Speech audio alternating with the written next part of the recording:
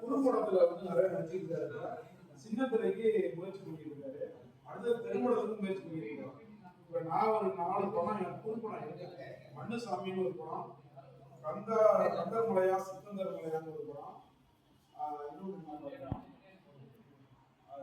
ஒரு 4 படம் இருக்கும். அதுல ஃபுல்லா நடிச்சிருக்காரு. நடிச்சு அதுல கட்ல காசுன்னு ஒரு படம் நடிச்சாரு குறும்படம்.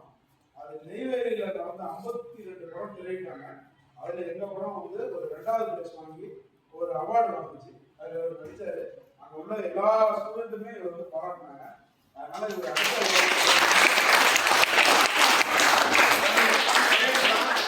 ஏற்கனவே நம்மளுக்கு போன டைம்ல அவங்க டைரக்டர் திடீர்னு சார் தெரியாது. சாரிகள் நல்லா பழக்கம் எல்லாரும் திடீர்னு பார்த்தா வந்து நிக்கிறாரு நிக்குமா